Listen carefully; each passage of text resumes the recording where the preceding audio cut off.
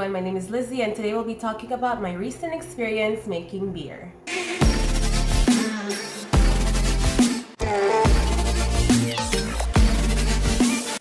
I typically make wine, but this time I decided to venture off in beer making, and this time I used hops without a hops bag, and this is what it gave me. So we have this weird looking mix right there.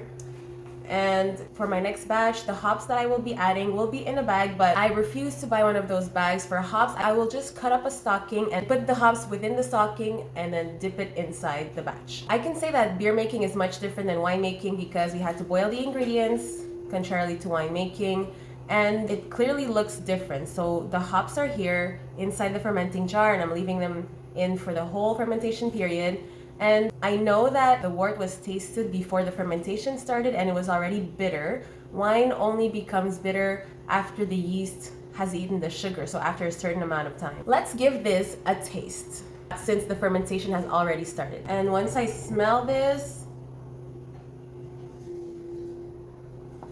okay, it smells like beer. What gives beer that bitterness is the hops. So you have malt and you have hops, and the malt is eaten by the yeast to make alcohol, so it's a form of sugar that your yeast can eat. However, if you want that bitterness, you need to add hops. I remember looking online for recipes, and the first recipe gave me beer making without using any hops, so I found that odd, and once I tasted it, in my opinion, it did not taste like typical beer, and I wanted to replicate the beer that we have in store. Therefore, bought hops. Hops come from a plant, and this is what gives your beer that bitter taste.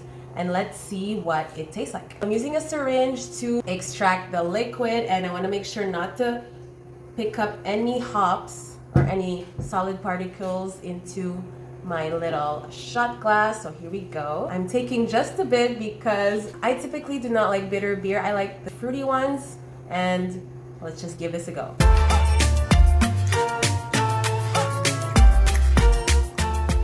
So we see that the color is like beer should be. The color is good. I just needed to clarify a bit, leave it in the fermentation jar a little bit longer. Beer only takes a week to ferment, contrarily to wine or cider, because beer is typically 3 to 5% ABV. However, wine is usually at 10 to 15 ABV. Therefore, the stronger percentage of alcohol you want, the longer it's going to take to ferment, because you'll need more sugar to achieve this high alcohol volume, and the yeast is going to have a longer time eating the sugar to reach that percentage of alcohol. However, side note that the yeast that you're using will affect your alcohol percentage. Some yeast can yield up to 9% alcohol only, others can yield up to 20%. However, by adding multiple packs of yeast, so let's say you want to go from 20 to 40% alcohol, you cannot add 2 packs of yeast. It doesn't work that way. The yeast yields a maximum potential of alcohol, and this is the limit of alcohol that you can produce.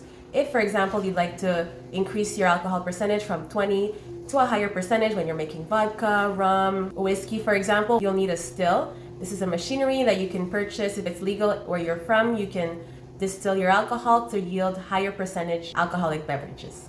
So cheers to this beer here. Wow. It's super bitter, but it definitely tastes like beer, a strong bitter beer. And to make wine, I typically use 3 liters of water to put in my 5-liter fermenting jar. However, note to self that when I'm making beer, since you're boiling the ingredients, the water evaporates. Therefore, instead of using 3 liters, I can go ahead with 5 liters before the fermentation. The water will evaporate and you will have less liquid at the end. Contrarily to wine, I would use a larger quantity of liquids before adding the hops. Just need to make sure that it will not overflow from the pan. And once you're using dry malt extract, you need to stir it constantly because you're prone to make that dry malt extract overflow. It happens to all of us, to beginners and to pros alike. Drop a comment below and let me know, do you prefer using dry malt extract or liquid malt extract? So these are 2 options that you can have if you don't want to use grains. The reason I don't use grains for now is that I find it's just heavier, and I can purchase the dry malt extract or the liquid malt extract from Amazon. Going back to this beer that I have here, there is large room for improvement. So basically half my fermenting jar is empty. So what I can do, if I want to make it sweeter or if I want to make it more bitter, I can make another wort. So that means I can boil other grains, other malt extracts, other liquid extract, and just add it to this fermentation. And I would just have to wait another week for the fermentation to end.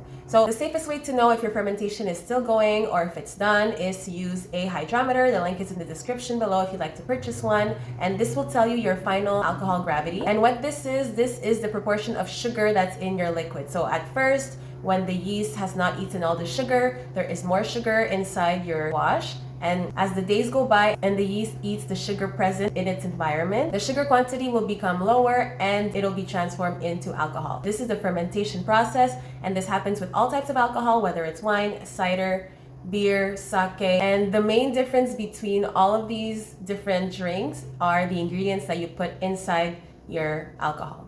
So little secret is that for this beer wash, I actually used EC1118, which is wine yeast. And I'd like to say that even if all my ingredients were related to beer, so I used liquid malt extract, I used hops, however, I used wine yeast, I'm here to say that the alcohol still tastes like beer. Therefore, an option is to use beer yeast, and there are ale yeasts available. However, let's say you've run out of ale yeast, you can always use EC1118 or even bread yeast if you have baker's yeast in your pantry and that's the only thing you have. Next time I make beer, I'll use the beer yeast and determine the difference between the taste of EC1118 in beer and actual beer yeast in making beer.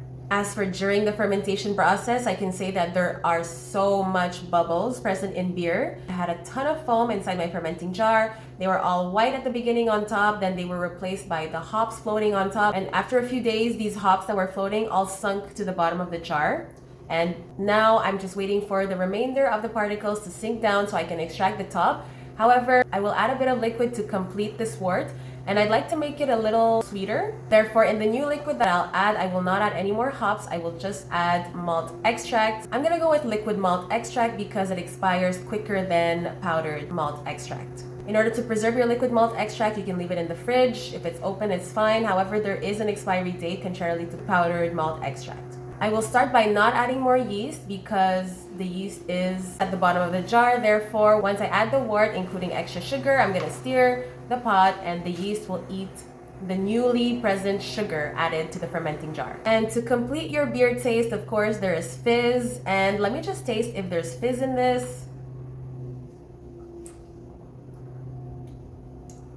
No, there is no fizz. And the secret to fizz is simply adding sugar. Why sugar? Because once the yeast is in contact with the sugar, there's CO2 bubbles that are also produced along with alcohol, and the CO2 bubbles replicate that fizz. However, if you want to be fancy, there's always the option of adding conditioning tablets or other tablets to have fizz inside your alcohol. As for flavoring, you can add flavor. I typically add flavor at the end, so once fermentation is done. This is the same for wine, cider, or beer. When you add flavor after the fermentation, your flavors will be more noticeable because if you add them prior to the fermentation process, the sugar will be eaten by the yeast and the flavors might dissipate towards the back of your alcohol. And if you'd like different ingredients to purchase, we give you tips and tricks on how to make wine, beer, and cider. You can book a class. The link is in the description below. And if you found this video valuable, share with a friend. Don't forget to like and subscribe. I'll see you in the next one.